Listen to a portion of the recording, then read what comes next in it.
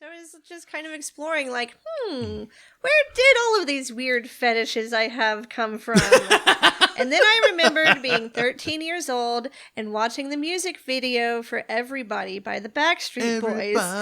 And how they were all dressed up as different, like, monsters and werewolves and vampires and shit. And I was like, oh, well, that must have been the genesis of my depravity right there. That was your awakening. And I actually went back and listened to that song recently. Okay, I went back and watched the video again because, vampires and werewolves and shit. But I think I can admit now, that song's actually kind of a banger. If it weren't for the terrible vocals, that would be like a really fucking good song that I would listen to on a regular basis. Don't lie, it's just now that I'm old, I can admit that. It's not a bad song. Fuck it. Just put that thing on your playlist. Fuck it, man. Okay, so there was that time whenever I was like driving back from Keiko and like, I was a little medicated. And then fucking, I was just jamming out hard. I had the windows down. It was beautiful outside. And I was at a stop sign. It was like on Beltline in fucking like Preston, like in Dallas. And I was like, yeah, I was just, getting down. And this people in the car next to me just looked over and they just busted up laughing because I was just jamming so hard to Careless Whisper by Wham. So I was like, I'm never gonna dance again. Guilty feet have got no rhythm. And so like I'm sitting there just getting down with my fist. I got those Darth Vader mannerisms. And so the people in the car next to me are just laughing. And I just kind of look over at them. I look over, over my shoulder and I just kind of start singing to them. And then the light turned green and I never saw them again. But that's adorable. Oh my God. But okay, so let's take another example. Britney Spears, Toxic. That is a fucking jam. I can admit, okay, that is undeniable. Yeah. So definitely. I used to hang out like at this, like at my friend's apartment when I was about like 19 or 20, and they were obsessed with like the Chicago soundtrack and that song. And then the drunker that I got, the more I hated the Chicago soundtrack, but the more I fucking loved Britney. Chicago is a good musical. Hey, you can think that all that you want. It is a free country. Okay. But no, I've always liked some really bad, embarrassing shit. So when I was in 5th grade, I got really obsessed with Guns N' Roses' Use Your Illusions albums. And my dad got them for me for Christmas, but my mom noticed the fucking parental advisory sticker. So she wanted me to take each tape, put it in my tape player, and hit record on each cuss word. You weren't gonna fucking do that. Fuck no, I never did that. What Mom! Shit. I mean, I used to seriously listen to Sarah McLachlan when I was younger. Oh, God. You mean dead puppies aren't much fun? This was before she did the fucking Dead Puppies commercials, okay? Let's Save the Puppies commercials. Or whatever. Save the Puppies commercials. And then got wait, no, she wasn't the one who moved into that castle in Ireland with all those cats. That was Enya. That was Enya. How could you not know Enya is a cat person? Okay, well, that would be why she didn't do the commercials for Save the Puppies. Oh my God. But yeah, Sarah McLachlan was Alanis Morissette was my jam. And then I just got really goth and... Okay, so after 5th grade, I got really fucking into like the Ghetto Boys and the Pixies. The Pixies are good. Pixies. But also, that was before I hit my first goth phase. It happens when I was 13 years old. My mom got me like these. She basically let me go buck wild in a record store. So, of course, I got like a shitload of For the young'uns, that was basically like an IRL version of iTunes. God damn it. So I went and I picked up fucking Fugazi's Repeater and then Death's Individual Thought Patterns, which is a masterpiece. KMFDM's Nihilistic,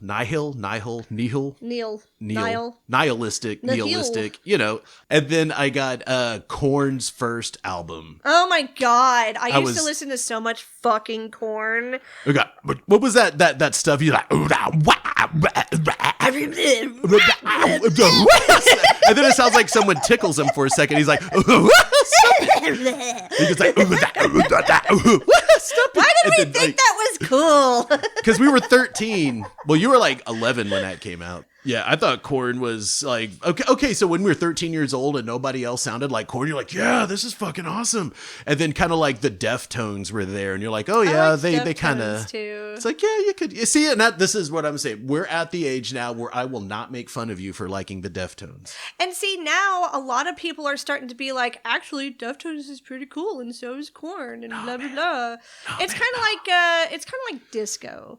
You know? Oh, fuck disco. No, disco's awesome. Disco is like the gayest music genre there is. How can you be techno has that? something to say about that? Techno came out of disco. That is true. But like the dance hall movements and that whole kind of like party scene, that whole DIY kind of thing in like the late 70s or late, that shit's fucking cool. I fucking love that shit. But whenever it comes down to like, you know, you just want to go buy some fucking drugs without having to hear it's like, God fucking damn it. And I told you about that roommate that got all of that fucking glitter in my records. If you want the good drugs, you just got to put up with that shit. Nah, man. Nah. Sumo Punx, Sumo Punx, Sumo Punx, Sumo Punx. Sumo Punx, Sumo Punx, Sumo Punx, Sumo Punx. Sumo Punx, Sumo Punx, Sumo Punx, Sumo Punx. Sumo Punx, Sumo Punx, Sumo Punx, Sumo Punx!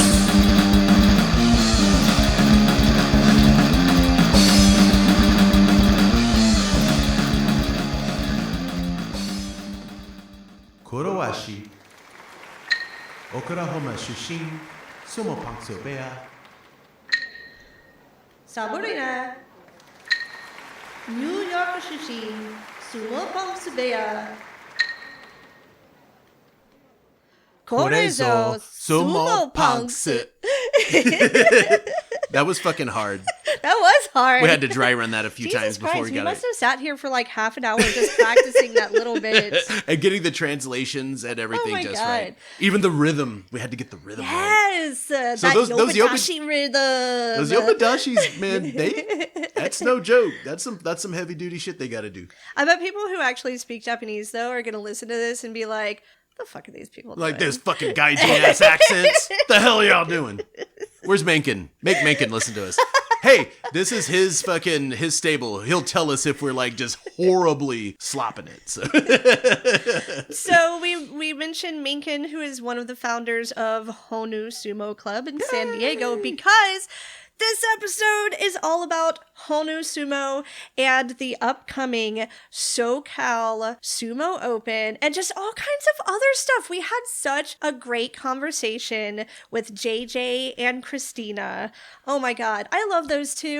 It was so fucking cool. It was just like we were just kind of hanging out. It was raining in San Diego and we recorded this like weeks ago before we had COVID. Dude, we recorded this like exactly a month ago. Oh, Jesus. And then we got COVID and then work happened. You know, the other medical things that I've been going through happened. Bam, bam, bam. We might mention that in a later episode. Yeah. But anyway, let's go ahead and talk about the upcoming events before we get into the interview, because we do have some new ones that we are very excited about. February 11th, the Mighty Eagle Team Tournament, hosted by Mighty Eagle Sumo Club in San Antonio, Texas. 11 a.m. at Kungjung Musul of Texas, 1583 Thousand Oaks Drive, Suite 111. Each team needs to have 3 members to go up against other teams of 3 for a knockdown, drag-out, all-out brawl. Don't have a team? Come anyway and compete in the open or get picked up by a team needing an extra member. We're going to that. We're going to that? Yeah, I don't even know if, I don't know whose team I'm going to be on. All I know, and this is what I've heard through the grapevine, is that like a good chunk of teams are formed at the tournament itself whenever everybody knows who's there. So I don't know. I'm probably going to be that guy that just shows up and is like, who needs a team member? Oh my God, I'm sure a lot of people are going to take one look at your giant ass and be like, we do.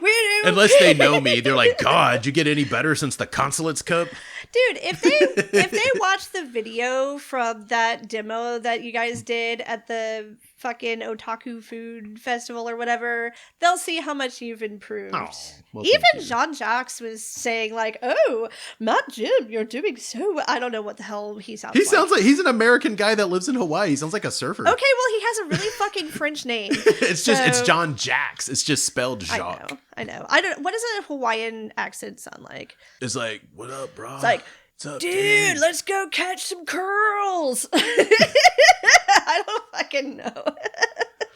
We can't get Mr. Jack's accent down at all. We're getting way off topic. We need to have him on the show one of these days. He's a very nice guy. Next up, February 25th. One of the main reasons we even did this whole ass episode, the SoCal Sumo Open tournament, hosted by Honu Sumo in San Diego, California. This is going to have adult divisions, kids divisions, teams divisions. It's going to have a completely gender-free division where anyone of any gender can compete. Just all adults. Like, are you a grown-up? Well, then you can fight other grown-ups. Weigh-in is actually on Friday, the 24th, so please remember that. The tournament itself is going to be on Saturday, the 25th, but then on Sunday, the 26th, there's going to be a beach keiko and a little social event to go along with it. I wish we could go to that. God damn it. I know. One of San these Diego. days. Oh, it's going to be so much warmer in San Diego. Think about it right now. It's 26 fucking degrees out there right now. I know. It snowed. This is Texas, okay? And it snowed. Oh, that's not snow. That's ice. That's tiny ice BBs. Which is worse. We'll talk more about that particular tournament in just a moment, but we did want to talk about these other ones as well. March 11th, the 2023 U.S. National Sumo Championships. This is the qualifier for the 2023 World Championships and the World Combat Games. It's going to be in Orlando, Florida. Yeah. I think it's at like an indoor, like Orlando indoor soccer, something like that. I do know there was a venue change. Reach out to Cornelius Booker or Kyle Ferreter for further details. And like always, the information is going to be spammed everywhere the closer to the tournament that we get. You can't go wrong. Just go to Orlando. Then after that, on March 25th, will be the Kuma Sumo Bash, hosted by Antioch Sumo Bears of Antioch High School, which is in Antioch, Tennessee. Junior men's and women's divisions, ages 13 to 18, along with demonstrations and instructions. These are all things you can experience at this fabulous youth sumo bash. I am so excited we're getting more youth sumo in the U.S. Holy shit. Good job, Antioch. Corrupt the youth. Corrupt them with sumo. Yeah. See, that's one of the things I love about John Jacks is he just, he really got the kids involved in sumo. And like, I'm really glad that there's so many people like in the sumo community in the US that are really starting to concentrate on youth. It's pretty fucking awesome. Exactly. All right. April 28th and 29th. Oh, this is a new one. The Rollertown Showdown Sumo Tournament hosted by Dallas Sumo Club and Rollertown Brewery. Okay, so I've been corrected on this city name, I don't know how many times. So when I first Salina. went, so some people told me Salina, someone else told me Selena. I don't know. All I know is it's Celina, and it's north of fucking Frisco, and that's where I'm gonna go. I think it was probably originally Selena, but then white people got a hold of it, so now it's Salina. But yeah, but there's a Salina in Kansas too. And there could be more than one Salina. But it's spelled There's white differently. people all over the place. Okay. So, Rollertown Brewery became so enamored with sumo after the Dallas Sumo Club performed a demo there last year that they decided to collaborate on a whole ass tournament. But wait, that's not all. They are also releasing a new beer in honor of the club and the sumo tradition. But possibly more than one beer? That's not entirely clear yet. I mean, I thought it was one. There's nothing wrong with more beer. Oh, yeah. You know? I know that they haven't named it yet. So they haven't named it yet? Yeah, so it's going to be a surprise, damn it. Well, it's a brewery, so it's probably still in the process of brewing, you know? Yeah. But that's so fucking fun. A sumo tournament along with like a beer or 2 or 3 specifically for the sumo tournament. Hell yeah. And what's really fucking awesome is that whenever, you're at these events with people that are, having a couple beers, chilling with their buds or with their kids or whatever, they start wanting to get a little bit rowdy, and so they start getting worked up. They start screaming more, they're like, yeah. Yes. Sometimes they want to put the mawashi on and get in there too. And it's like, yeah. And the demo that Dallas Sumo Club did last year was like such a huge, like bigger than we imagined it would be. Was that like the first like public sumo thing we ever did? Yeah. I think so. Yeah, there was that Kyle Farrader came down? That's where we met Kyle Farrader. That's where we met Nicholas Ton. That's where we we didn't meet Nicholas Ton there. We just hung out with him there because he provided the dohyo. But we met him at the Spring Festival. Oh, that's right. I think maybe that's where I met Nicholas That's Ton. where you met Nicholas Ton. Yeah. And then we picked up Rick and Bubba. Yeah, that's where Rick and Bubba came from. They went to Rollertown just to like pick up some beers. They're like, what are these guys doing? Let's jump in there. They stripped down through Mawashi's-on and we've been beating the shit out of each other ever since. Yeah. Oh man, this is going to be so fantastic. Yeah, I am super fucking stoked about this. All right, so if you want to track upcoming events all in one convenient place, Kellyanne Ball of Yamamoto Sumo Dojo in LA created a website just for that. Yeah. So go to sumo411.com. That's sumo, the numbers 411.com. Go check it out. Go check that shit out. Yeah. Seriously, it's like everything. Because there's a lot of people I see on the different, like, the Reddit or the Facebook or whatever. Then the Interbutts. They're like, where can I find all these amateur events? It's on sumo411.com. Yeah. So as we mentioned earlier, this episode is going to be all about Honu Sumo and their upcoming SoCal Sumo Open. I did want to mention real quick before we continue, the term Honu is apparently Hawaiian for turtle. Turtle. And I think that's fucking adorable. Not just because their logo was done by the same person who's done some art for Sumo Punx, the mighty movie mulligan. Oh, the sumo or the Honu stickers? Yes, oh, yes. I love They're those. Little, it looks kind of like a... It's Raphael. Okay, well, if that's what they want to call it, we don't want to get them in trouble with, like, branding, copyright. I don't know how that shit works. Anyway. Hey, Kevin Eastman, Pierre Laird, fuck you. We're using your toidles over here. We're using your toidles over here.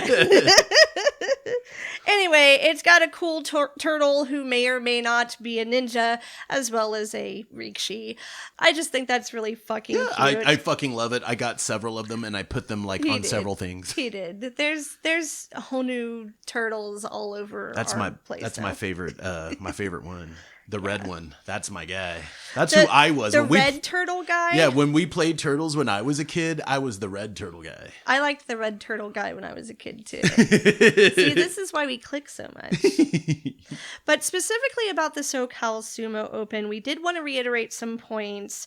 There will be weigh-ins. I actually just got word that it's going to be on Thursday and Friday, the 23rd and the 24th of February from 5 p.m. to 8 p.m. each day. And then the tournament itself is going to be Saturday, the 25th of February, followed by the Beach Keiko and Sumo Fun Day on Sunday. Sumo Fun Day Sunday! Woo! And of course, there's going to be men's and women's divisions, and apparently like a really big youth division as well. Like 15 youths. Yeah, from what I heard, there's going to be quite a few young'uns there. Yeah, knocking the shit out of each other. It's going to be great. But one of the coolest things that we learned about this tournament was the all-adult division. This is just such a fucking rad idea. So it's a division with no gender restriction whatsoever, meaning any adult of any gender can compete against any other adult of any gender. You just have to be a grown-up. Yeah. You just have to put on the big people's pants. Well, no, because you don't wear pants because it's sumo. Okay, well. Yeah, put on the big people's mawashi. Yeah. And be like, at least like around on this earth for like 18 years. Yeah. So, I mean, that works. Take 18 spins around the sun. So a lot of cool folks are actually going to be showing up to this. I know that like pretty much all the Cali folks are going to be there. Sumo Dan and his crew are coming out. Oh, Sumo Dan and his entourage. Some of the Northwest people from like Portland and like maybe I think Seattle are going to be there. Ohio Sumo is going to be there. Chicago I think is going to be going. I'm pretty sure Dark Circle people are going to be going I've heard there's a couple people going out there. Yeah, so man, this is going to be their first tournament that they've hosted, and already I can tell it's going to be fucking huge. Oh, hell yeah. It's going to be so fucking huge. And one thing that we're kind of excited about is that we got tapped to do the commentary on the live stream. You heard that right. Sumo Punx is going to be commentating all over this SoCal Sumo Open. Oh, hell yeah. It's going to be fucking awesome.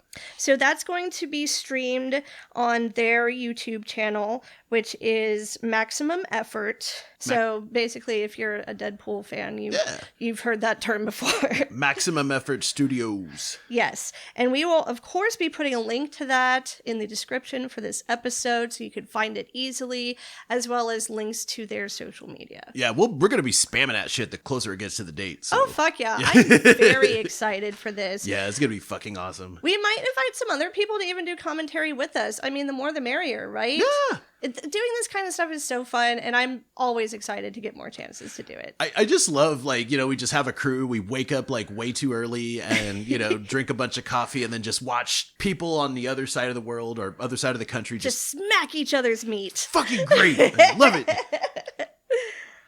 All right. Well, I think it's time to go ahead and get into the interview now. What do you say? Yeah, let's do it. All right. Here's JJ and Christina from Honu Sumo.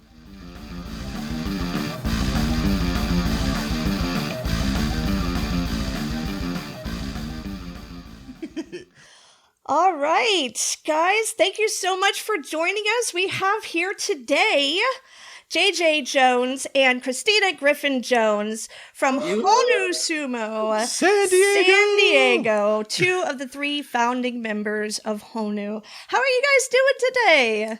We're doing great. We're doing great. Rainy day in San Diego, so it's the closest thing we're gonna get to a real winter. Exactly, and a perfect day for pho. So, oh my god, that sounds amazing. That does sound amazing. Oh my god, we've been talking about wanting pho for like the past week now.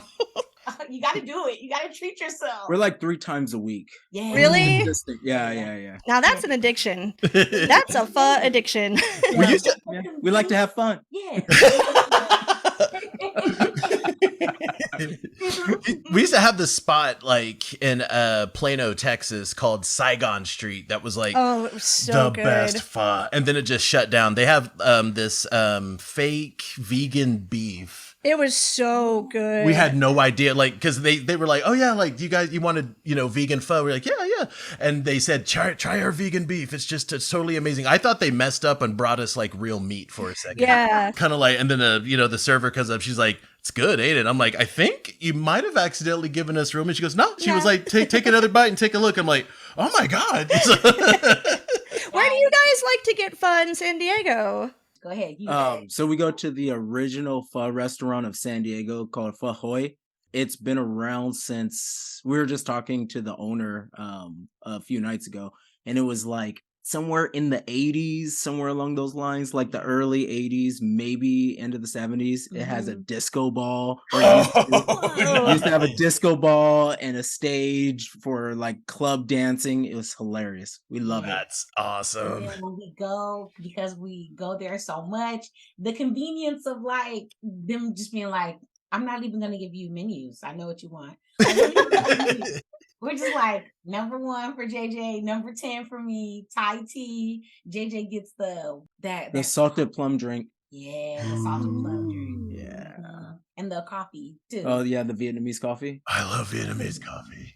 Oh, that coffee, a cold brew has nothing on that. Like, that'll keep you up.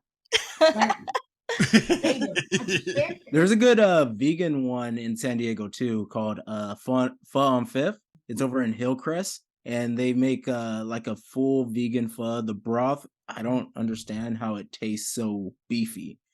Oh, wow. It's real deal. Because I was vegan for like 8 years and I needed a pho fix. Yeah. She's got, what are you, 12 years now? Yeah, 12 and a half actually. But man, if we can like work some financial magic and make it out to the SoCal tournament, I want to go so bad. that's the first place I'm eating. It's funny enough, it's right around the corner from where the tournament's gonna be held. Nice. So yeah. So. But yeah, that's one of the reasons why we're talking to you guys today is you have this tournament coming up the end of February, right? Yep. Mm-hmm. Yep. It's going to be Saturday, February 25th at 10 a.m. at my Jiu-Jitsu Academy, Honu BJJ in City Heights, the world famous City Heights, the most diverse neighborhood in all California, which is rad. And yeah, we have spectator tickets and competitors. People can do multiple different divisions, which I see is like, since the Beer City, I think people really started doing that. I was like, man, let's support that. And I'm sure we're going to get a crazy lightweight that's like, I'm going to do every division. And I'm hoping it's edible, to be completely honest. I was just thinking that. Yeah. Oh man, I was, seeing him take on heavyweights. He really has like he mathematically deconstructs heavyweights, I noticed. And it's like, dude, all he did was he just spun me down. He just tornadoed me. I'm like, 1 second I'm up, the next second I'm on the floor. I'm like, oh, well, damn. Where did this floor come from? At the Sumo Dan's event, after he beat me, I pulled him aside and was like, you're going to beat everyone after. And he's like, what? It's like, I already have a plan for everybody. Come here. And so I like told him my breakdown depending on like different people's styles.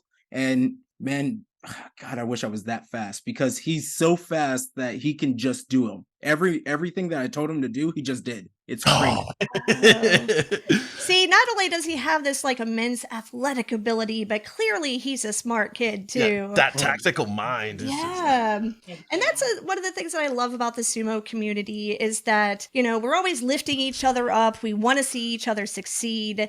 That shit is fucking awesome. Yeah. But I'm really curious how this all started. Tell me about the genesis of Honu Sumo. How did you guys get into sumo? How did you decide to start training sumo, training other people in sumo? Give us your origin story. I got a flyer back in like 2007 and I saw it. I was like, Claremont, California. It was the US Sumo Open. And I was super confused. I didn't know if I had to use a like blow up suit. I didn't know what was going on, but I was a judo guy and I was like, man, I think I can make this work. I think I could do this. And, like that flyer came and went. And then we moved to LA. And for some reason, I still didn't see sumo. I was still watching sumo and I was a fan, but just somehow around we never caught it. We moved back to San Diego and then we found Andrew's Academy, the LA Sumo Dojo at the time in Carson. And we're like, let's do this. We're mixing it up. So we would drive down and we train a little bit. And I was like, man, I'm going to do this. I think I could do this. Andrew wouldn't let me buy Muwashi the first day. He made me use a loaner, even though I told him, I was like, man, I'm about this. I'm going to spend the money on it. And he's like, no, he refused. He literally refused to sell me Muwashi, which was, to this day, I don't understand. That's easy money, right? That's like, if I'm going to keep it, I don't know. It's weird. But I ended up like falling in love with it, ended up missing a couple years for tournaments. When I was there, it was a wild time. Justin Kizert was still there. Yeah. Oh, hell yeah. Monster was there. It was like so welcoming. Takeshi was there. Bayamba would show up and like make fun of me because I'm a judo guy. Insane. And that guy's 6 foot everything and 400 pounds of everything, reason, and he has a 6-pack. You're like, this doesn't make any sense. This doesn't make any sense. But when you know how built he is, you kind of understand how he did that thing he did that one time to Kelly Knighting that is such a memorable, the most memorable, I think, amateur sumo defeat, at least in the US. 100%. I'm waiting for one of those like internet guys to grab that video where he picks him up and slams him, and then he goes into the earth, into the crust. You know, They, like they they do that with all the UFC things. I'm like, come on, man. Let's No, just they have. I've seen it. Someone like seen whenever they slam him in, it like creates like a black hole, and it shows them going through like different universes and dimensions, and it's just they're just kind of spiraling down. I'll send it to you. I'll send it to you. You gotta find that. Yeah. And then so for like us going, so it was so wild. Like JJ said, we lived in LA that whole time, never went to sumo to practice. Like within our first week of being back home in San Diego, because Jay and I are both from San Diego, within a week of us being back, we were like, you know, that was like our weekend ritual, right? Getting up early, hitting the Starbucks over there, and then, you know, going to practice, and then grabbing some delicious food afterwards, and heading back home. And I think for me, like as you know, Jay and I, we've been together for like almost a decade now. And like just like being able to see like his love for martial arts, and also just the community, because both of us have such a big heart for community. So being able to go there for me, meeting other like women who were competitors and stuff, and just seeing how badass they were. And it just was it was just always a treat. So so in that time when we stopped being able to like come up to practice because of like injuries and stuff, I know I did my first tournament in 2020 when they did the really small US Open, you know, like taking all the like COVID precautions and everything. And Yeah. and it was and so you could imagine like, oh my God, a first tournament, being nervous and feeling like, oh my gosh, these other competitors. But you know, meeting like my twin, like your lady, like, oh my gosh, like meeting your lady, it was so amazing. I was so nervous that day, and it was the best. That's where we met Minkin too. Yeah. We were in the Oh, same yeah. division, lightweight. We go out there and God, I sucked. Oh. My record was, I think it was 6-1. 6-1. So a losing record, if there ever was one. I waited for hockey. I waited for the whole word to finish, and everybody was just coming off the line. Minkin beat me there. And he sent me the video not too long ago, being like, you know, I still got one on you. And he is the third founder of Honu Sumo, right? Yes. Right. Yeah. Yes. Oh, yes. What's funny is like I've seen him on all of these sumo forums all over the internet and stuff before I actually realized who he was and who he was associated with. I was like, who's this guy that knows a whole lot about sumo? So much. He's such a cool, and like I guess the three of us, we kind of we mesh so well because we're folks who love learning and teaching and being challenged and stuff. And Meekin is just always so hilarious. When we first met him, he'd be like, "Why are you doing that? That's not how it's done. But you can do it that way and lose." But he's like, "Dang, Meekin." Speaking of Mencken, he's going to be at the tournament, and he's coming a week early to run a Keiko. So he's going to show us all of the secret techniques he's been learning from his high school sumo club that he's been going to. Oh, that's badass. Nice. Where's the high school club that he's been doing? Where's that at? He's in Nagano. Oh, that's badass. I'm not sure where the club is. He said it was like an hour and a half drive from Nagano in the snow, which is Oh. yeah. I think that's the snowiest place in the world. I think. Yeah. Shiko That's the in one the where the snow, snow though. covers the houses. Oh, that's Wow. awesome. Okay, so you guys, the three of you met, and then how was it that the actual sumo club was formed? Like, how did that all coalesce? What was the moment that you decided this is what we want to do? It's because we all sucked and we needed to do better. I think we all got together after the 2020 Open. Yeah, right? after the 2020 Sumo Open, Andrew kind of connected us. And Minkin, I love Minkin, but you can't read him because he's so socially awkward. Uh, so it's one of those like, I don't think he likes me. And then it's like, no, he just has a hard time meeting people at first. And he beat me. So I was like, so I'm going through my own insecurities and doubts, and he's going through his. And then Christina's just like, oh, fucking dudes. I'm like, I don't understand. And I have a gym in San Diego, Jiu-Jitsu Academy, and we have mat space. So we just made time to get working. Mm-hmm. Hell yeah. Yeah, that's kind of how I figured it all kind of ended up coming together, because I did see when I was lurking on your social media last night that you did already train jujitsu and judo and stuff like that. What was it like after you guys did start training sumo and other people started to become interested in it? How did you actively recruit other members, or did people just kind of show up? How did that happen? Ooh, JJ, you're the top recruiter. So I love wrestlers. Like, like you have the Ukrainians, all of those guys are really, really good wrestlers. Yeah. And then from there, they adapt into sumo. So I grabbed every single one of my guys that were good wrestlers and exposed them and kind of, voluntold them to do sumo. For some people, it stuck. With some others, not so much. But I present it all to them, and I'm like, we have to try this. Recently, I've been having kids do it, and they love sumo. Every jiu-jitsu class, they think the game that they want to do is sumo. So we're gonna have a pretty good kids turnout for this tournament. Nice.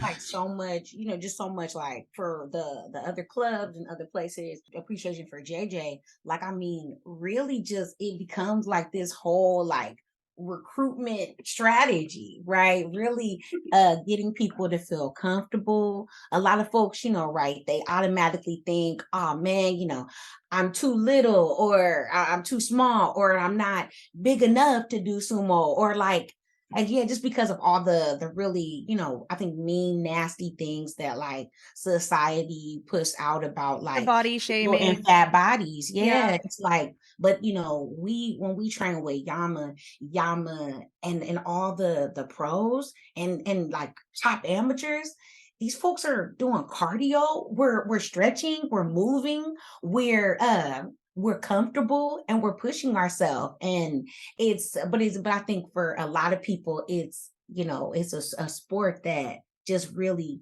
pushes past as many boundaries as you can think of at once. And that's intimidating. And then people are like, the education around the sumo belt, the mawashi, and People get nervous when they think they're going to be mostly naked. they do. And then, when they get nervous, they, say problematic shit. And you're like, let me push back on you. This is a sport. This is a sumo belt. It's not the D word. Like it's a mawashi. It's not the D word. Please don't poop in this. Yeah. And like, also, nobody's looking at that ass in this. Calm down. Nobody's looking at you. I mean, in sumo, it's like if you're already flooded with so much ass, you start to not notice the ass so much, Yes. You become immune to ass. Yes. It's like people in Brazil, you think they're really looking at every thong. Nah, it's just what it is. They're just used to it now. It's just like driving down the street. It's like you've seen one ass, you've seen them all. But Right. it's always like the, and Jay is such a good like just like a good teacher at being able to put it into perspective from folks. Be like, hey, you use this tool in wrestling, you use this tool in jujitsu. Come watch, come observe. And for some folks, it takes a few times. But JJ is like, he is about I appreciate you so much for that, because like our growth is so much due to your patience with folks and how you really get folks excited and comfortable about the sport. And that's no easy task. Like, shout out to all the clubs that do that, because you got to work through a lot of people's stuff to get them excited about something new. Also, Meetup, we've been getting a lot of good like people just trying it out from Meetup. Mm-hmm. They're like, because we're in a MMA jiu-jitsu city. Yeah. You can't go to a bar without running into a Marine that also fights for some reason, right? So they're always looking to challenge themselves, and we've been getting a lot of interaction from Meetup. Nice. That's badass. I mean, it's like so exciting to see people come and are like, oh shoot, I didn't think I could do it, or like, you know, this person, and it's just because sumo is such a small world. It's like we're all like our own little celebrities. Like somebody came in and they knew so much about JJ's like record and stuff, and JJ was so uncomfortable. He was like, welcome. And Trying then to hide. we were talking about Yama, and he was like, "You know Yama?" It's like, yeah. Yeah, he's nice. I think also since Yama's been doing a lot of like acting work recently, he's starting to become more on people's radar who aren't necessarily associated with sumo. Yes. My favorite of that is him and John Wick too. Yes! That's the best. John Wick kill Yama. I was like, oh my god. It took like 4 bullets to the head for Yama to go down. I'm just saying. That's how strong he is. John Wick had to.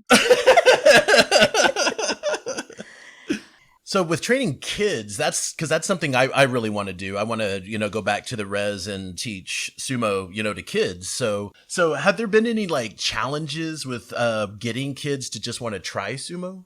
No, because I turned it into a game. Oh, right. Nice. So first we start off with that like simple Japanese style sumo where you're both standing like super square and you just push the hands. And then if the person re-steps or if their hand touches, say their opponent's chest or something like that, they owe 2 push-ups. And I did that for like 4 months in between just to like teach them the importance of like making sure that their base is under control and understanding their balance. And then from there, like jiu-jitsu, the biggest problem with it is so many people just pull guard because that's where most of the submissions are. Yeah. So because of that, some people can't throw. They can't take anyone down. I'm a judo guy from the age of 7, so I see that as the biggest disrespect of everything, right? So I'm like, let's focus in on this, and we'll balance it between practicing just like sumo with the gi, and it's simple: in, out, snap downs, everything's on the table, right? So some of them will try like the bigger compromising throws like an uchimata or something like that, like those turning, twisting style things. Then some are like, oh, I could just push the person out, okay, or I can snap them down and then their face hits the floor and I win. And they're like, okay, so like I did that for about a month, and then I added it into our no-gi.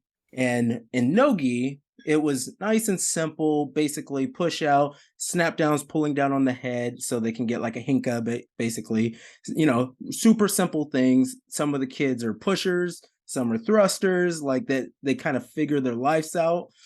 And then recently we added in wearing a jiu-jitsu belt, right?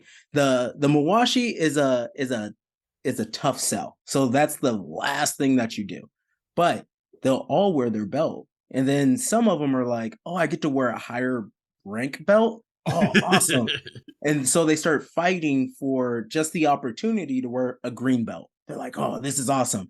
They put the belt on. Now they're working, breaking grips, breaking that grip of the mawashi, of the ubi, right? So they're trying different things.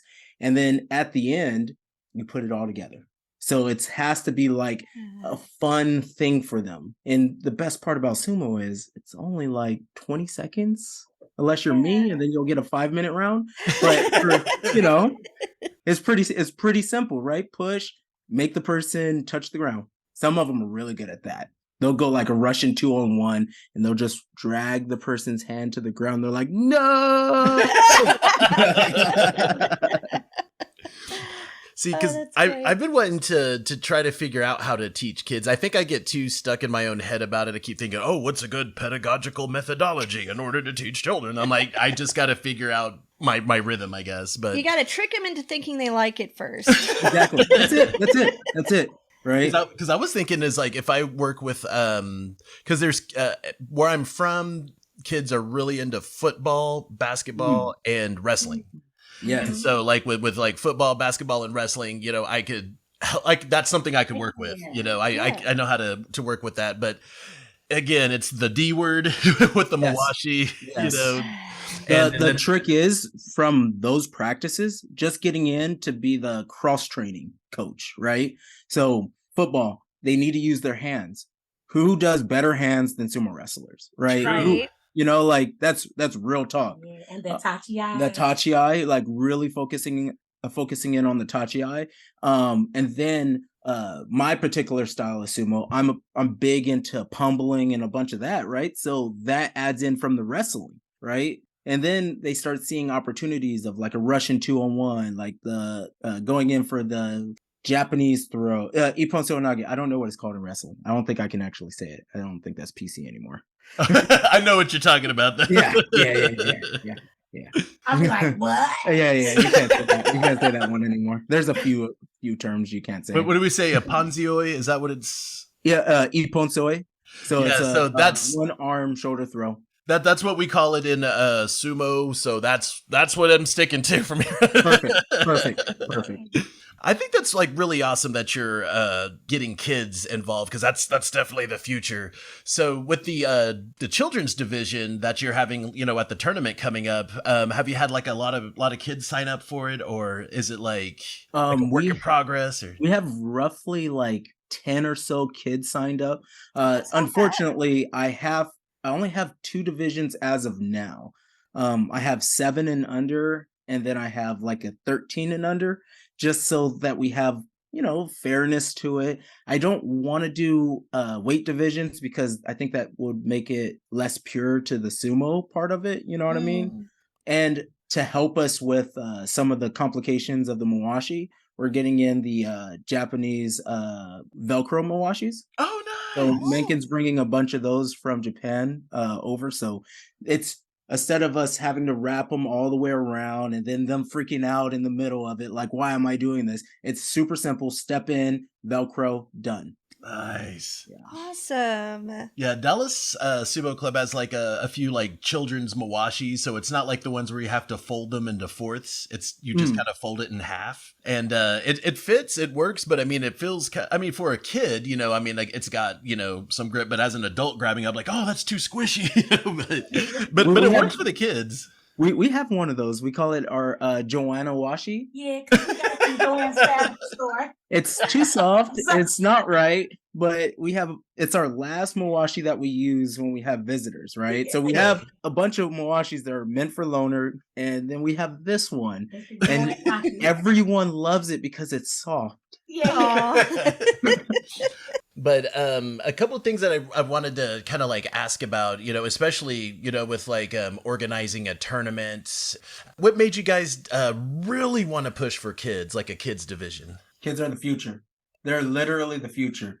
Like, without them, it doesn't matter if it's sumo, it doesn't matter if it's jiu-jitsu, judo. Without a kids division and kids growing, the sport is dead, the art is dead, the martial art is dead, right? You have to foster the next generation and make it normal for them, right? That's why we have such a big football presence in this country, because it's normal, right? We'll have kids go out there at the age of 6, put on helmets and crash into each other, and nobody thinks anything different about it, right? But we're putting kids into armor and we're having them fight another team. Like, like in the scheme of things, it's just about as crazy as sumo.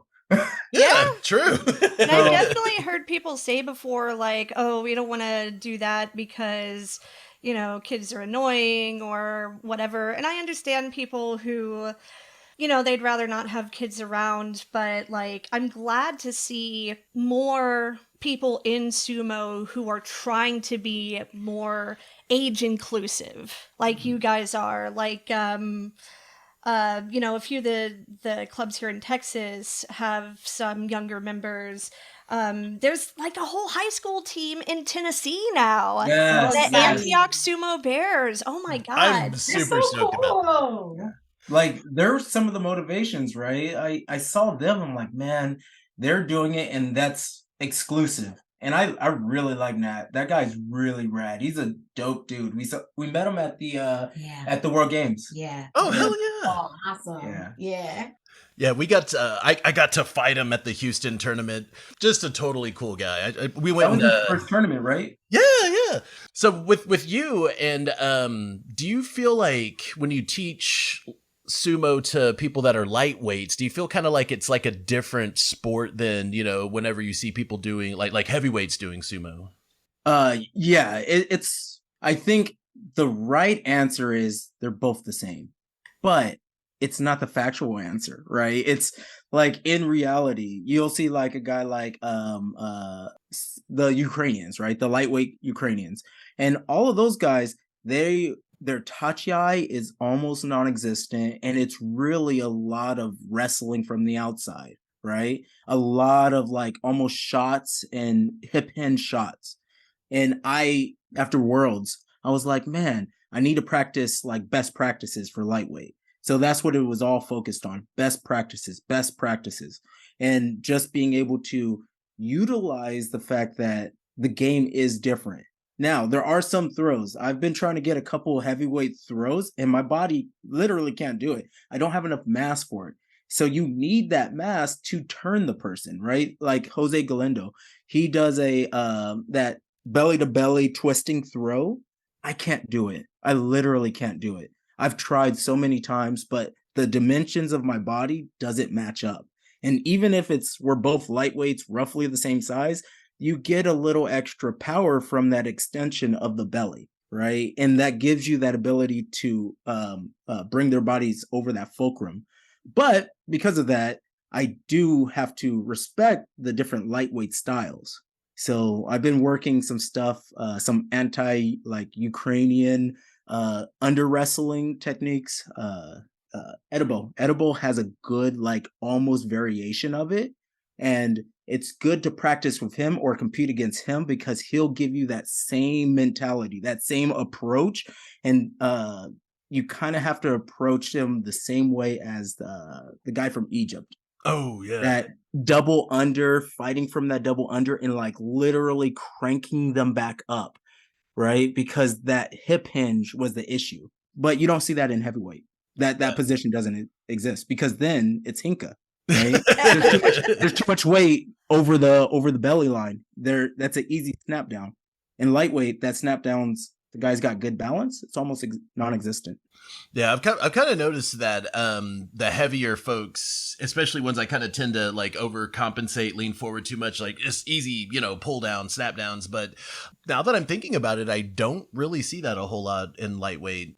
And the whole, what do you call it? Like almost like they're shooting, I guess, pseudo shooting, whenever, right. Yeah. Like I see a whole lot of that, and I see like drastic level changes, yes, and that's kind of like, because the way that I'm built, I am like almost 400 pounds, and on a day that I eat good, I am 400 pounds.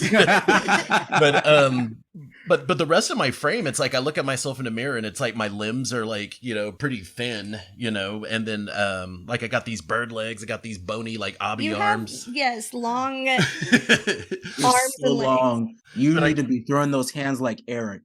That's what I wanted. That's what you need to start doing. Yeah. Like that's going to be your style. Really, the best part about sumo, because you can win easy, you can lose easy. You have to figure out what your style of sumo. Every pro will say that, like, I'm just going to do my style of sumo. Yeah. And it's funny because that's it. That's real. Like I'm a grappler, I'm a belt fighter. I will work my best to be a pusher thruster, but there's just something off on it. There's something a little off. And the last time I did it, I got a giant hematoma on my forehead. So, man, yeah, that was a little wild situation. But nonetheless, it's something that you should at least be able to do. You don't have to be the best at it, right? And same thing with like belt fighters. Like Jose, for instance, he's really good on the belt, and he gets to that position. And if anybody grabs his belt, I mean, 90% of the time he'll win. The only times that he doesn't is when he has to close that distance. And in that closing of the distance, things get a little froggy. Yeah. And yeah, I noticed like as soon as he clinches on, though.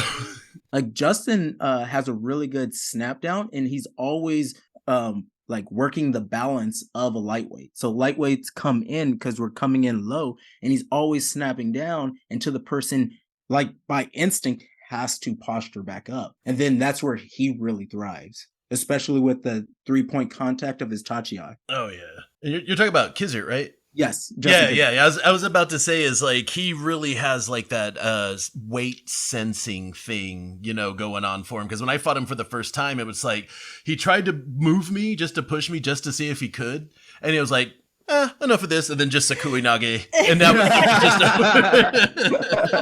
just. He's going to be at the tournament. He's confirmed. Oh, that's awesome! I need to get out there. I'm just gonna go mow lawns or something to get like in January, sure. Look, this is the first annual one, and we're hoping that like shit we'll do it.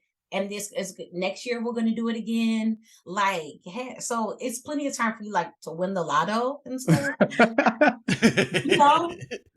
I was actually going to ask, like, if you guys had ever done a tournament before, but you said this is the first SoCal Sumo Open, right? Yes. Yeah. Like we've done jiu-jitsu tournaments, we've done judo tournaments, but sumo tournaments, it's a weird, super passion, like love of mine. And I'm so nervous, and we're just trying to figure it all out, and I want everything to go right. Talk to Justin, talk to Corey. From what I've seen, they are very good at running tournaments. Yeah, we actually, I think we first met you guys in person at the Cowboy Cup last year, and that was the first tournament that Dallas Sumo Club ever put on, and I don't even know how Corey and Siggy and really everybody involved ended up making it as smooth and professional as it was. I was really impressed, though, and I'm going to be super excited to see what you guys could do. I know you're going to fucking knock that shit out of the park. But yeah, we met you guys at the Cowboy Cup, and like Christina, you were so sweet to me. I was like sitting next to you and you were like, "Oh, do you need some water? It's really hot." And like every part of us was sweating. Yes. I walked in a lightweight and I came out and I was like, I think I'm half a lightweight. This is crazy.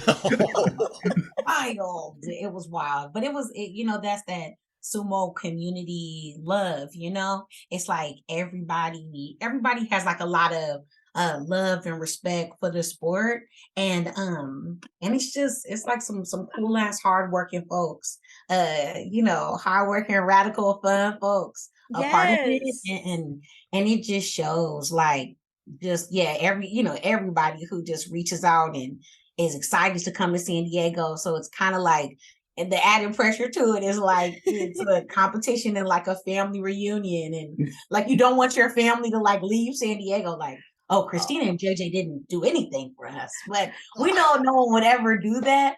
But it's so exciting, and it is going to be amazing, and we also can't wait to really share like the part of San Diego where me and Jay both like grew up. Really being able to share that love with everybody who's going to be coming into town, and then also for us too, like sharing with our community that they have, folks here who went to the World Games. Like, I mean, 2 people from your city that represented in the World Games in sumo, 2 people from your community. So it's super exciting for us.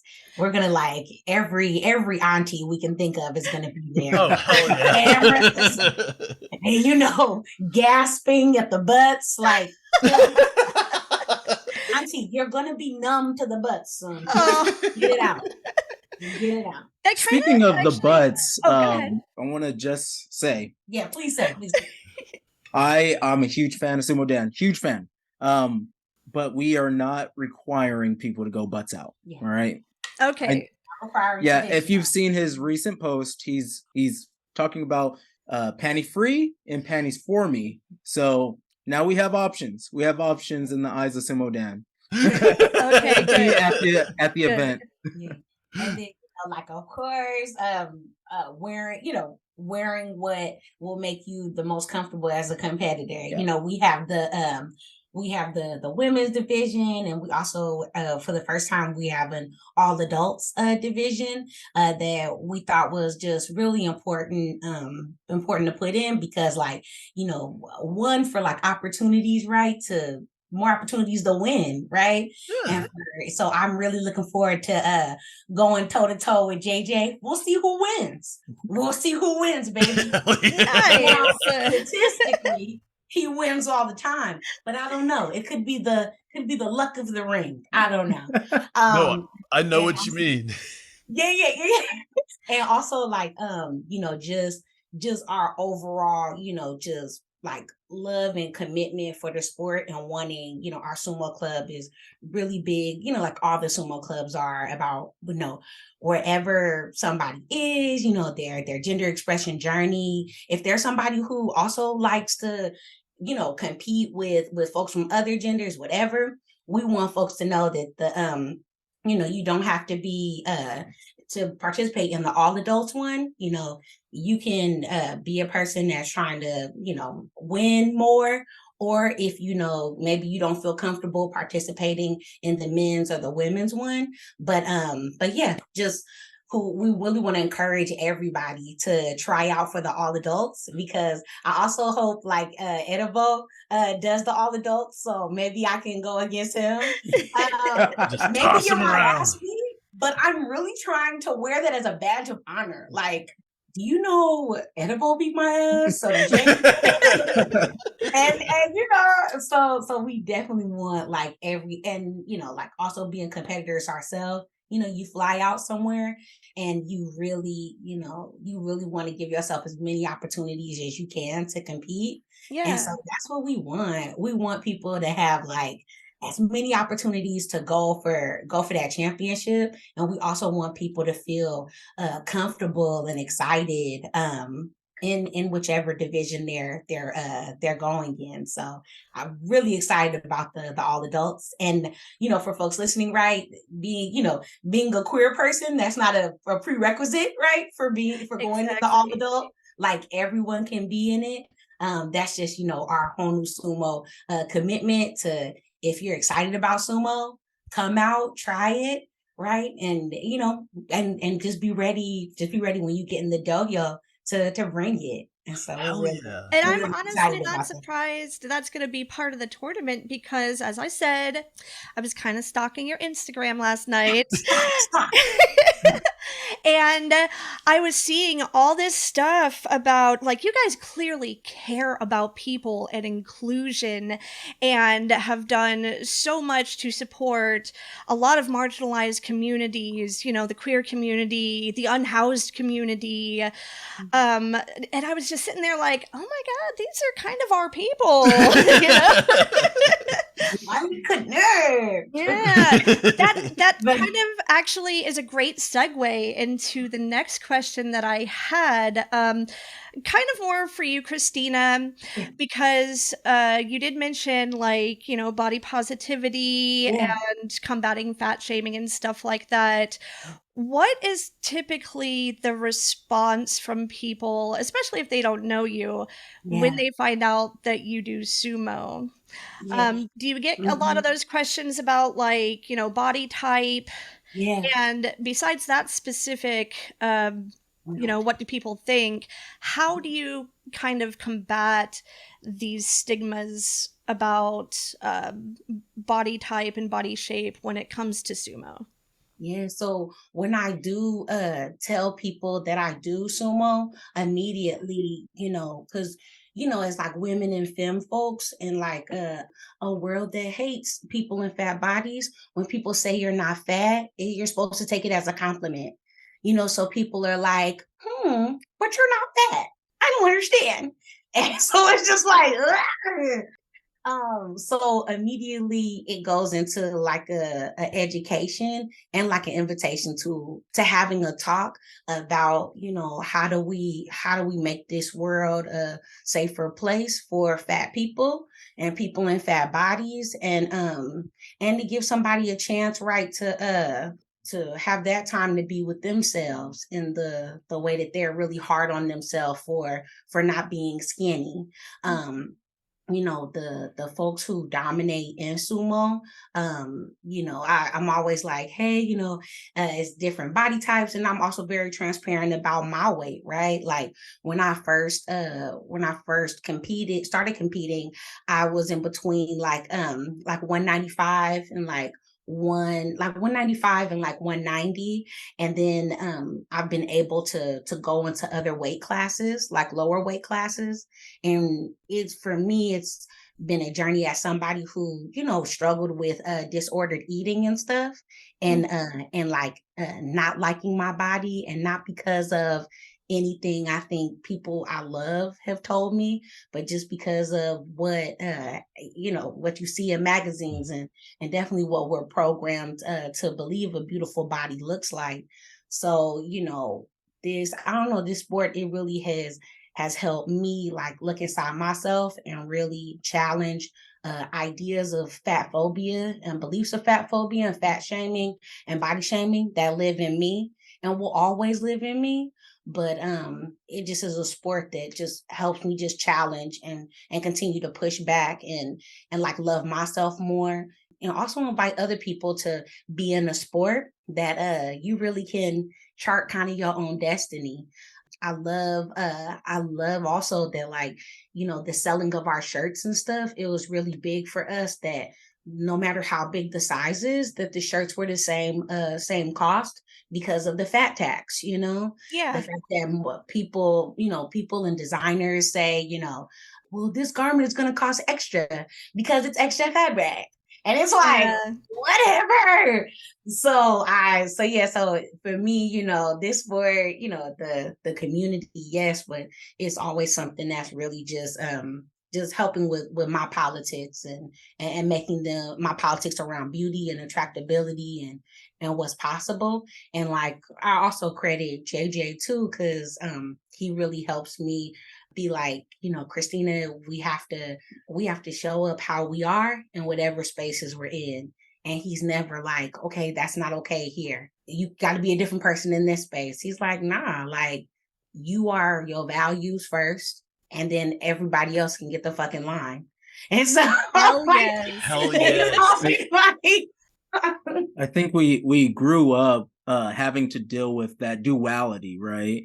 You're always focused on like, oh, when I'm around these kind of people, I can speak this way, and then these people, I can be my authentic self. But that's no way to live. it's I'm hard. like, you know what? Fuck it. I'm me. I'm me, and I'm always gonna be me. If you don't like Yeah. me, that's fine, because I like me.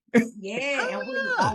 we're always like educating each other. Like, what I learned, I share with JJ and Meekin. What Meekin learns, he shares with me and JJ, and what JJ learns, like, it's just like wildly cool creative space. And you all already know the people in the sumo community. I mean, we're so freaking fascinating and complex. And it's like sumo isn't our first sport, so it's like we're just these wild, cool, weird folks that do everything. And it really is like a light, a sanctuary for folks who want to try other things, knowing that, like, hey, I'm this way in sumo, I'm also this way in other places. And just really, really reclaiming fitness for all of us, Mm. and not just for Yes. people who are, skinny. Yeah. Yes, that's something that I've sumo really helped me just completely rethink, a lot of things that I had been holding on to about what a fat body can do, Mm. and Same. really just like change my perspective on so much stuff. I've tried to talk to especially other women before about, hey, maybe try out sumo, but really, I think the number one thing is, well, that's for fat people. Yeah. And especially if you're a woman, if society sees you as fat, then they see you as less valuable.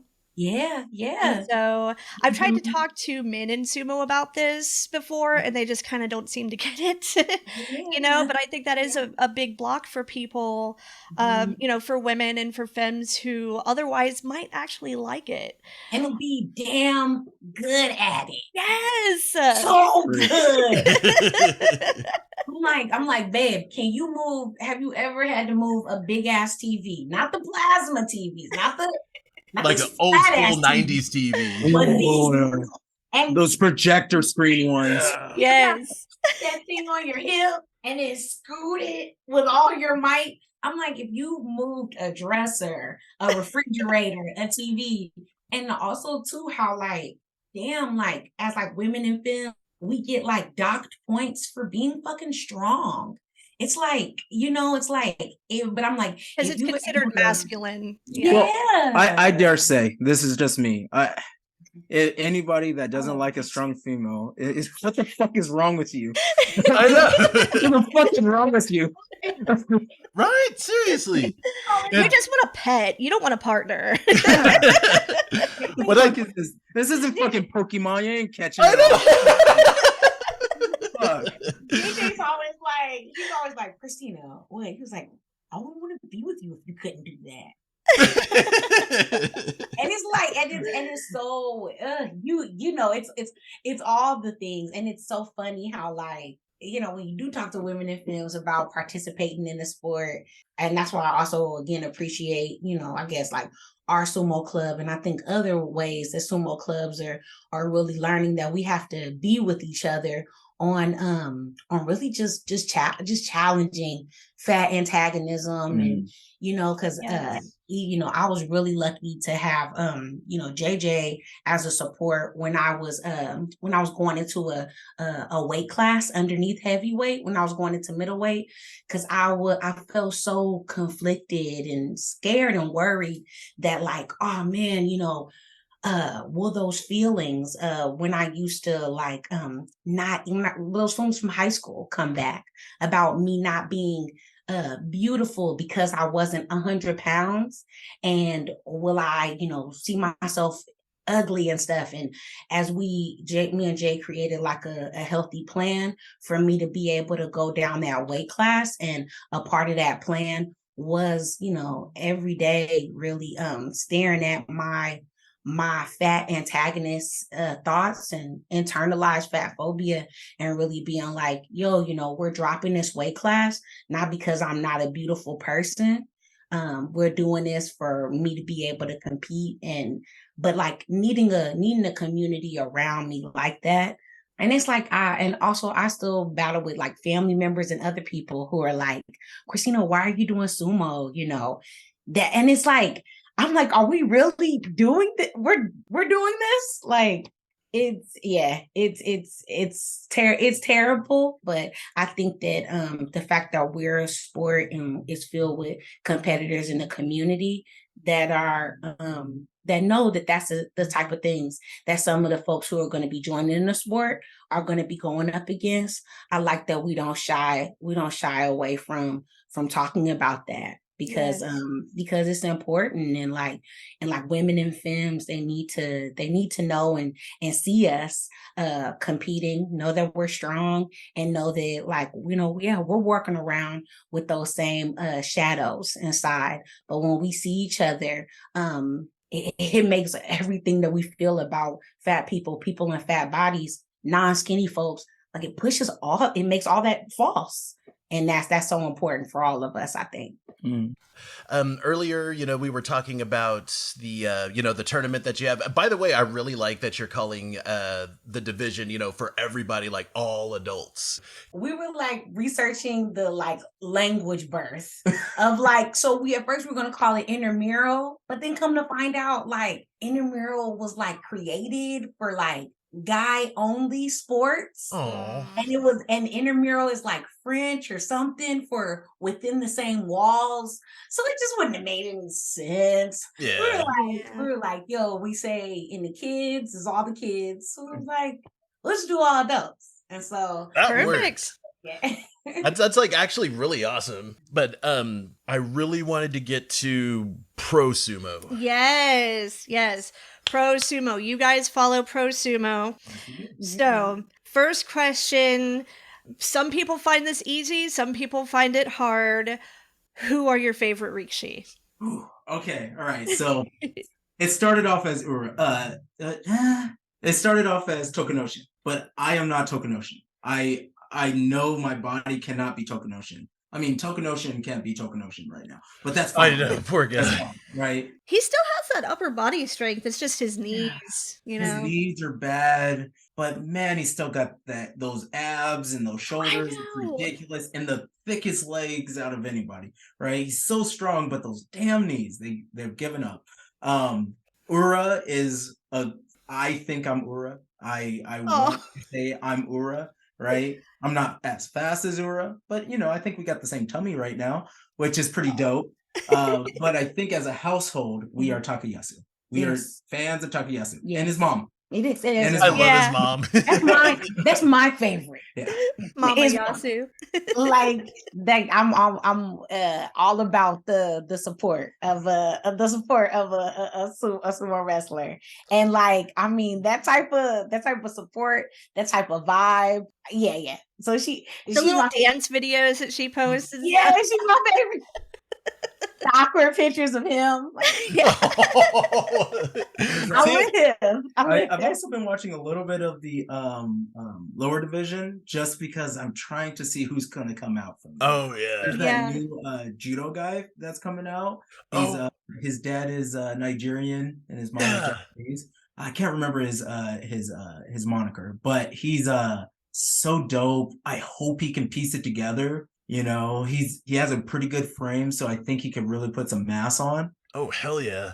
No, I know who I saw him on one of those Chris Sumo videos. His name's like right, and I could see his name because I saw it written out, but I can't remember. But no, he's badass. Yeah. And what's that? Koto Tebakari's another guy that I've been really like wanting to see more of. It's funny because I used to just put on the lower divisions just to have something on in the background, and then I really started paying attention. I'm like, holy shit, these guys are badass. Yeah. I during the hard times of the pandemic, like that really rough area, I focused in on college and the regional college scene. There's all these like outside, you heard the cicadas in the back. You see the whole little ritual. I definitely started copying some of the ritual, which didn't make any sense. Like pushing away the pebbles on the clay. Yeah. It's so dramatic. It's so dramatic. You do it and you're just like, let's go, motherfucker. I think it creates ambiance, And then another person who does that is Eric. Man, he does that too, even if it's just plastic, Yeah, exactly. But I got really into that, and then to see like some of those familiar faces are moving into the lower division. It's like, hell yeah. Okay, so you guys are Takayasu stands, and then the whole thing that happened on the last tournament with Abi. Okay, what are your opinions on the... I didn't watch the last one. Okay. I know. Okay. You want to tell us? Yeah, spoil it, please. Well, Abi ended up taking the Yusho. It was a 3-way between him, Takayasu, and Takakeisho. Okay, and then whenever it got to the playoff, there towards the end, Takayasu and Abi, like, they were about to clash, and then Abi kind of did like a hinka, but when he did it, like, Takayasu's head went right into Abi's, like, rotating chest, and then did something to his neck.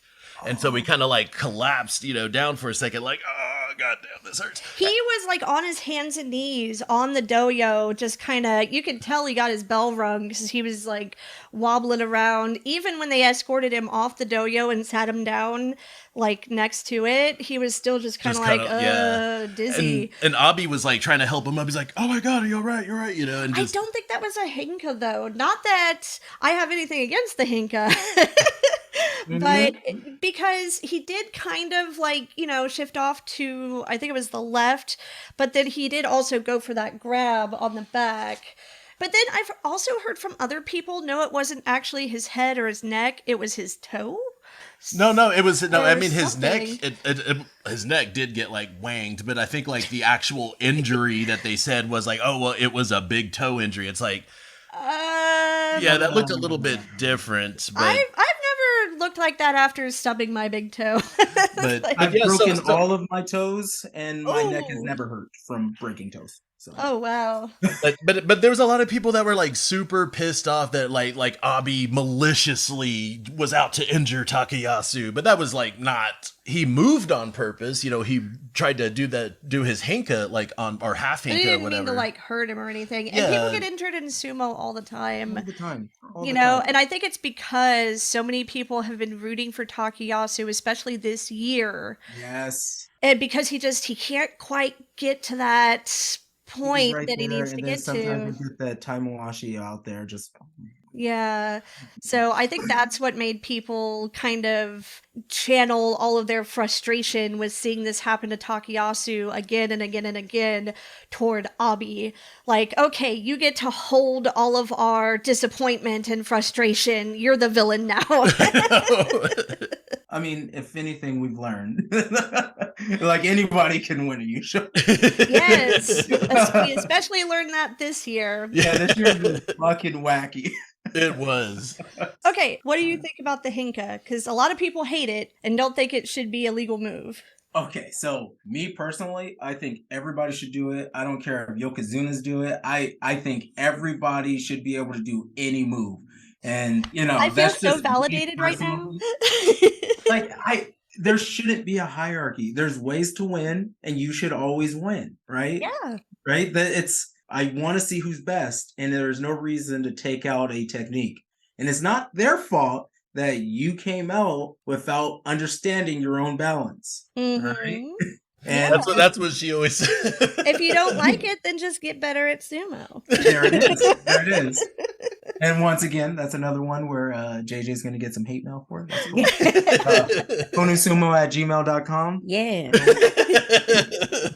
Give us a second to respond, especially the mean emails. I think my hot take is like, I think the dojo should be a place for ratchet celebration. I want backflips, middle fingers.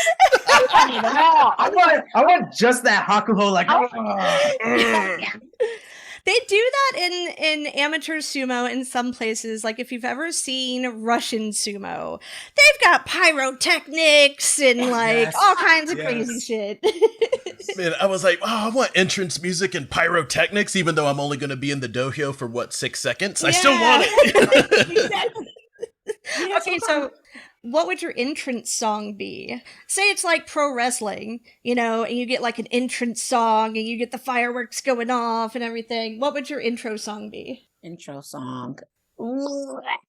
Darn. You don't have one? I got it. Okay, because I actively love trolling. That's just my thing. I want to troll the situation because, you know, I'm out there in my fucking underwear. Let's keep it real. Right? A little bit of nerves. So I would come out to Fergalicious.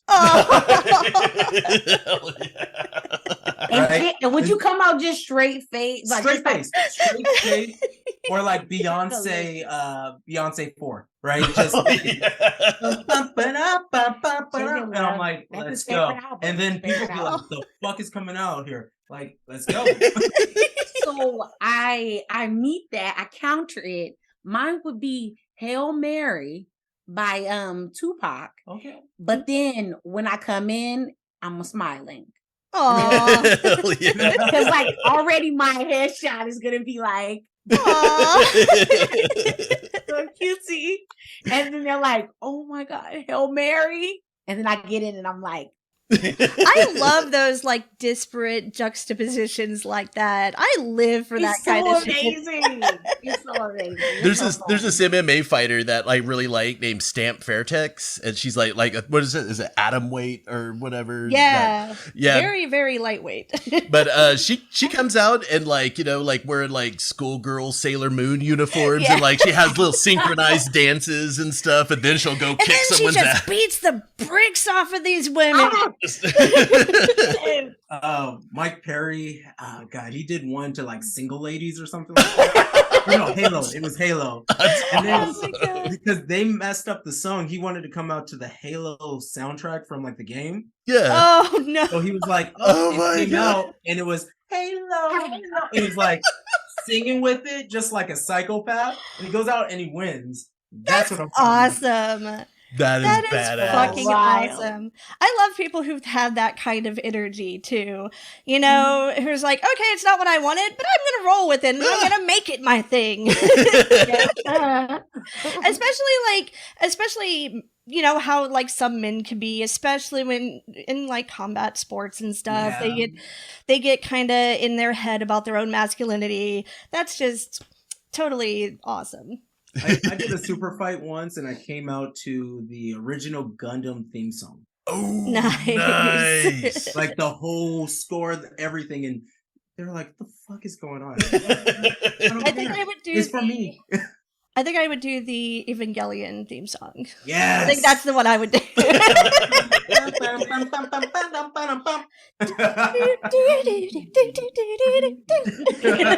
Seriously, I think entrance music, like if we had the infrastructure for entrance music in sumo, I think that would like be like another like psychological warfare kind of thing. Yeah. Just wait. This is where I want to go. I have some stuff I'm working on. Nice. So, who would you say out of the pro Rikishi are some of your influences? Who do you like in the pros who has influenced your sumo? Who have you stolen some moves from? I think the heart of Aoyama, Yeah. and I have that Ashitori. I have an Ashitori like aura. Like I don't have his hip mobility, but I like me and Minkin will yell out, "Oh!" and that just means one thing: go. Nice. Yeah, I think I'm still finding my sumo. I think like yeah, I think I'm still finding mine, but I definitely, you know, wanting to be and embody the greats and stuff, and yeah, no, I think I'm still finding mine. I hope to be like on their level, but not on their level, but like yeah, I'm still finding mine. I don't know who I'm See, like. I'm in that exact same boat because like I always want to do the grappling style and like, you know, work the belt, but I'm finding out I'm better at pushing and thrusting. Yeah. And that wasn't necessarily Which where I've been telling him since the beginning. Partners never listen. No, we never listen. So just be ready for that. JJ's like, Christina, keep your arms in. I'm like, no, I'm going head first. I'm gonna butt it like a round. And I'm like, my neck hurts. Oh, My neck hurts. But I don't know. I still feel like I'm still trying to find my style too. So like there's Rikishi I want to watch and try and pick things from, but I can't really like apply it. You know, I'm still trying to learn how to do that. Like that thing whenever Abi comes up off the tachiai and he's immediately going for the neck, you know, it's like I can't feel my arms my arms don't feel right doing that for some reason. I just gotta, I guess, build the muscle memory, you know. well, I think for you too is because you're so damn blind. You just need to get contact lenses so you can see like where your hands are going. Yeah, because I'm just kind of, my depth perception's just. Because we'll do like little training games sometimes. I'll have like a rolled up sock, you know, and then I'll hold it out and drop it, and he's supposed to like you know, be in the tachi position, and then as soon as I drop it, he's supposed to jump up and catch it. See if I could catch, you know, whenever you come up and then you do the Suriashi with the goblet style, you know, like that. If I could catch it in the goblet off the tachi. And it's to help like, you know, build like speed and what's the word? Explosiveness. Bounciness, whatever for your tachi. We use that drill just to be over the line. So like we don't really try to catch it. It's kind of like just our timing for us just to be moving, you know, over the line. And also, we use lacrosse balls, which is so much worse because if you don't catch it, it goes everywhere and bounces, right? And we have windows everywhere, which makes it real funny because one day something crazy is going to happen. But yeah, we use that, but the focus is to clear that line because, you know, we've all done sumo. There's always that guy that just hops straight up and takes the tachi, and you're like, now you have to try to win back 50% of that match. Yeah. I think because I'm kind of thinking about like pro sumo folks, like being able to train with Yama and Yama just like, oh my god, I do want to be able to like keep my arms tight and come in and just be like a force like Yama. Also, the way Yama traps like people's arms, and he's like right here, and it's like, oh, that arm is no longer yours. Like, Decommissioned. you Yes. you had it for as long as you did. Now it's Yama's. And like so just I really want to get to a point where I'm coming in tight like Yama does, and then also when folks if they do have their hand on my belt, that arm is like mine, and it's just like I'm trading it for their defeat. Like that's what I want to be like. Nice. I like that perspective. Fuji. I do. Yeah, That's sweet, JJ. Yeah, you've been working on it. You've been working on your Tachiai. He's so sweet. This is what I get like every day. So. Oh. I like him. I like him a lot. I married him. Yeah.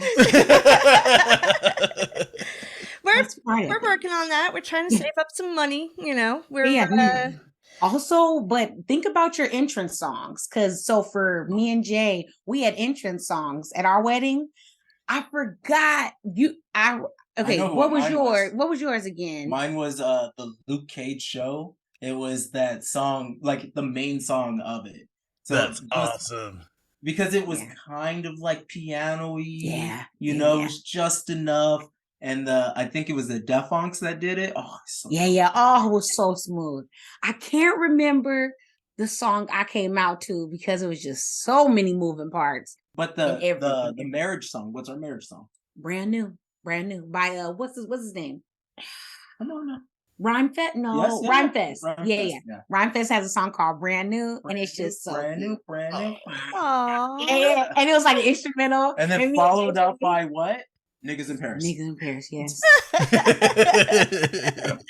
Nice. We know, but yeah. So I didn't even consider entrance music. That's like a badass idea. So what do you think we should do? Yeah. I have to think about it. Yes. It's gonna be some like hardcore power violence. Oh, that'd be amazing. Oh no. Mine's going to be, what is that one Solicitor song? Oh, the Red Queen. Red Queen. Yes. And it's like, like we live our lives like not fitting in these little wild ass boxes. Like our wedding should be the same. Like these weddings were at our union hall. Like people from the community protesting and all around it. So it's like ladies out protesting union and like rights. Ladies in hijabs and stuff with like a fist up, like, argh. And it's like we're walking down the aisle and it's like on the edges and it's your wedding.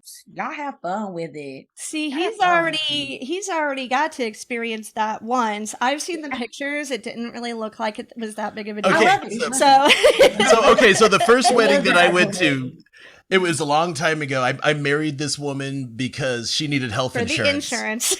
And I had a job that had health insurance. And we were only like married for like a year, if that, And the guy that actually married us was just this like weird drunk dude that just kind of, I knew the guy, My ex-wife's mom, was there, and he's just like, and then whatever, they're fucking married. And she's sitting there taking pictures and shit. But that's all it was. It was for health insurance. I'm going to have drag queens at my wedding. I'm going to have a trampoline. I already know which extensions I'm going to put in my hair. We've been talking about getting married since like basically a couple of weeks after we got together. But he still hasn't officially proposed yet. So when we go to Scotland this year. You dropping that ring size, baby? She bought a ring sizer. There's a ring sizer in our junk drawer, so I have no excuse at all. Hell yeah. But anyway, we can't wait, and we hope that we get like an invitation and like of you course. could do like a potluck thing. Oh, hell That was yeah. our jam too, and it That's was a amazing. great idea. That's a good way to save money too. No, we did it's gonna be great. You all already got the hard part done. You met each other. We're getting like way off topic though. So what was the last question that I wanted to ask? Fuck. I'm sorry. Oh, Okay, go ahead. No. okay, I remember. So what about amateur sumo wrestlers? What amateur wrestlers have inspired you guys? Because I have a few of my own. One of those being Esty. Esty is like, if you follow her on her social media, like the stuff we were talking about earlier with the body positivity, it's just, I love seeing the stuff that she posts. She's also a great fucking wrestler, you know? So who are some of the amateurs who inspired you guys? So they're current right now. So that's disclaimer, and everybody that's not current that I'm not saying. It's not that I don't appreciate you guys. It's just that you're not these two guys. Eric is my dude. I love that guy. Like he's so rad. His partner, Toby, is the best. Toby is the bomb. I love his touch. I like how he turns it off, turns it on. He's like, hey, bro. Like he's such a bro, a dude, just like very positive. And then he shows up in there with that freaking hair, and he's like, I'm going to kill you. And we did our first tournament together. I think we did our second tournament together, which was the Ohio during COVID tournament. I have awkward footage of him from all the way from that first tournament through. So I have like a tell of different Erics. I know it's weird. It's weird. And then God, I love Trent. I love Trent. I love Trent. That motherfucker is hilarious. He grew up. He was actually in San Diego way back when, and the ghost of him doing sumo is still throughout the internet in San Diego. Right? Wow. He was born and raised in Oceanside, which is Northern County, San Diego. He's crazy. He's crazy. Yeah. Like absolutely. Oh, yeah. And then in Atlantic City, he ended up staying with us, and we spent so much time just kind of walking, and I saw that real monster, that competitive spirit. He's the most competitive person I know. Like we started eating crab legs, and then he's like, "I'm gonna eat more than you, Jay. Come on now, let's drink. Let's hop on the airplane." I was like, Jesus fucking Christ. Come on now, arm wrestle. I don't know how the fuck you beat me in Dallas. It's insane. It's insane. And it's oh my gosh. And the body of work kind of speaks to it, right? So he has this crazy body of work. But then the fact that he's such like a character of a character, and it's the real him, I fucking love that shit. I love whenever everybody does like their impression of him, like it's all that same voice. Like, what are you talking about? Beans! I eat beans! When he was talking about him, like he could legitimately eat himself to death is real. It is real. We walked up and down the pier because Christina fell asleep, and we're just like walking around. He tried to stop at every pastry, every candy shop, every like pizza parlor, every kebab, and he kept eating. He's like, "Come on, Jay, you gonna eat?" I'm like, "No, dude, I am good. Come on." That's hilarious. Just one of those dudes that just like, because I grew up with a few of those guys where it's just like they just constantly eat, and it never seems like they gain any weight or anything. It's just fuel for the machine. Yeah. The lust that he does when he's looking at the food is like. I was like, Jesus Christ. You start hearing we're walking, and you just see his head here. And they got crab legs. Yeah. Oh my god. My definite favorites, is gotta be I think got your lady, Kellyanne, Yes. and Eros. Yeah. Those were like the first folks women I had gone against in competition. I was like, oh my god, your lady will like never know just how scared I was that first like competition Aw. in that US sumo, and I was just so happy that she was there. And anytime I see her or compete with her, it's just a awesome, just an awesome light, Mhm. and she loves I love when, so I think they're moving soon or they're already there, but she talks about bringing sumo to like folks in Puerto Rico. Oh, hell And yeah. Yeah. I can't wait. Like that's where she's from. So I'm just, I don't know, just seeing her, always excited. She's an amazing competitor, because for me, being not really a competitive person, I thought that like when I was being competitive, I had to be like mean, or I had to undercut somebody, or be like I couldn't be myself. But I'm like, yo, like my power comes from like love and sunshine, like the Care Bears. Yeah. So like whenever I see your lady, it's just a reminder that like I can be fierce, and it can be about the energy I'm bringing, and not having to downcut anybody.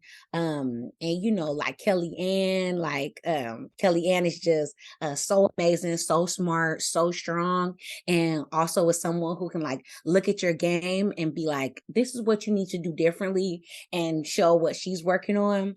And Eros, I mean, had the most victories at the world game than anybody on the team from US. And just a freaking light in herself, right? Offering up so much, very giving, and just a beautiful soul. And then like Eros yeah, go ahead. Eros was like the first like US women's sumo wrestler I ever like who was ever on my radar, you know? And it was Yeah. the interview that she did with Grand Sumo Breakdown that really made me feel like, oh my god, this person is fucking amazing, you know, and some of the things that she was talking about during that interview. Kellyanne Ball as well. And Yes. Yes. One of the best Tachiais ever. Oh my god, it's so much fun. She's She's so so much fun. amazing. And she supports us so much. She drives down from yes. Yeah. LA all Yeah. the time. Yeah. She does her sumo, what does she call it?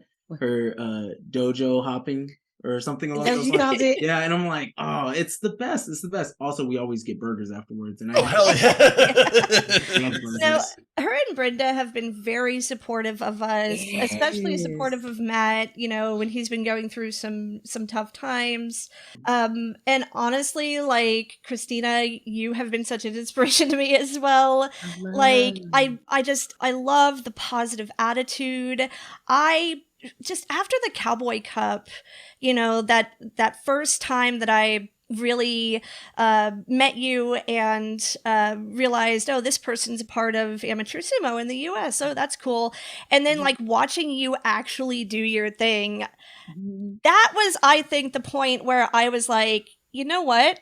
I think I can do this. Hell yeah. That's so important. That makes me feel just so good. So good to hear, because yeah, like it's like I guess living my mission, and really happy to be adding to that legacy of other women in film sumo folks who come before me. Yeah, I really yeah. And then like, you lifted up Brenda, Love Brenda so much. Brenda's gonna make sure there's the snacks. She's gonna make sure that you're tied up. She's The also the best. best Mawashi tire Best. in the United States. That's not Japanese. Really? Yeah. Because I remember at the Consulates Cup, you know, like everyone had the Brenda tie job, like it was secure Yep. Yeah. and comfy, you know. So Yeah. Yeah. Mm-hmm. It has been such a fucking Oh, hell blast yeah. talking to Yes. you. I really appreciate you getting together with us today. Where can people find you online, find more information about Honu Sumo? Where do you want people to find you? Mm-hmm. So go to our Instagram. That's probably the best way to reach us at Yeah. Honu Sumo. On the IG. Also, we have a YouTube channel that we're trying to be more active on, and that's the Maximum Effort Studios. Mhm. Because we're not the best, but we try our best. Maximum effort. Yeah. Yep. And honusumo@gmail.com. Mhm. Anywhere you want to reach us, just go ahead and reach out, and we got you. Also, if you want to get tickets or you want to compete, you want to be a sponsor, head to bit.ly/2023 SoCal Open SD. So you can get that info and like hit us up too on any of those our IG or our email if you need any help with any travel arrangements. We got you. Nice. And Hell we'll yeah. put links Also, for we stuff have in the description. we have special prizes that you will need to check a bag for. Oh. Yeah. So if you win them, Yeah. gonna go home with some good stuff. Ooh, Nice. I can't wait to find out what that is. You've been absolutely amazing, and we cannot wait to talk to you again. And of course, we can't wait to see the tournament and hopefully be there. I want to go. We got to figure it Yes, out. we do. We got to figure it out. All right, we'll Thank talk to you you guys all. later.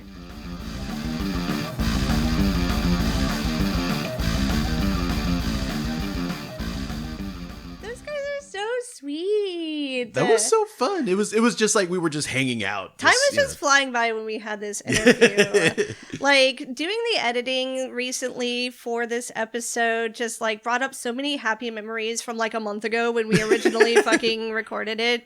But, you know, a lot's happened since then. There was a whole ass boss show.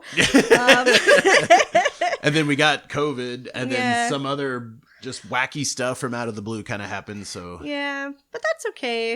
We had a fun time with JJ and Christina, and hopefully we'll get to talk to them again soon. hell yeah. And we're sorry it took us so damn long. It's okay. You know what? I'm sure our, like, 20 listeners don't care. But yes, keep an eye out for the SoCal Sumo Open. That's going to be on the Maximum Effort YouTube channel. Maximum Sumo Effort Punx- Studios. Maximum Effort Studios YouTube channel. Sumo Punx will be doing commentary for that. Yeah. And of course, if you want to go and compete, fucking get your ass out to San Diego. Fucking San Diego. Man, we would go if we had the fucking funds to do so, but Donate to our Ko-fi, Ko-fi. just donate. Donate Send for us our shit. seriously. If you know of any like sugar daddies that just want to fucking like send us out to go do like, you know, mischievous sumo stuff. Man, I don't mind giving out pictures of my butthole for money. That does remind me, though, there was some bonus material that I saved from this episode, so I might Oh. put that up on our donation page.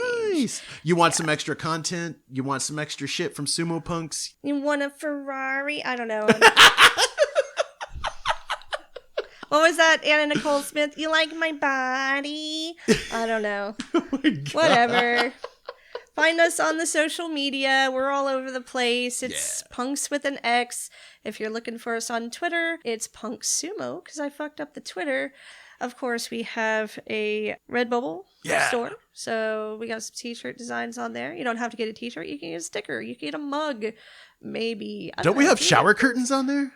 If not, I can make some. Yeah, we could get shower curtains. Yeah. Don't you want to have the Gaga Maru playing drums Get yourself fucking a shower fucking curtain? Gaga Maru shower curtain. Do you Why want the fuck black not? metal Hakuho fucking shower curtain? Yeah. Shower with Hakuho. And the defeated corpse of Terra no I'm Fuji sure on the a floor. lot of people would if they could. Anyway, that's the show. Yeah. We'll see you guys later. Oh, one more thing. Shit. 2 more things. Oh, what's that? You have to rate us on whatever platform Yeah. that you're listening to us on, because it fucking like really helps putting us into the earballs of other people all over the place. Yes. And the other thing, do me a really big favor and like force people to subscribe to us on YouTube so that we could unlock those juicy fucking. Now, you said the other day you were going to do this. I did say the other day I was going to do this. And what was your caveat? It was, you don't actually have to like pay attention to our YouTube page, but if you subscribe to it and then ignore us, that still gives us like The boosted subscribe, yeah. numbers so that eventually we can like monetize this shit. Look, we're just really fucking broke, okay? We missed a lot of work from COVID. Yeah. So- And then, you know, we do this shit, you know, for fun. You know, we work and we do like other stuff. And then we put a lot of our own resources, you know, into doing this podcast. And traveling for tournaments is Yeah. expensive, So, too. and that's, you know, sometimes I'll not buy underwear so I can buy, you know, hotel rooms and, you know, compete in tournaments and stuff. So That's just because your underwear wears out faster because I'm always wearing it too. it's true. So yes, please buy me some underwear or help me afford some underwear because I can't afford this wild sumo lifestyle and underwear at the same time. You're gonna just have to start going tradish. That's all there is to it. All right, we're closing up shop now. All right, we love you guys. We will see you in the future. Bye.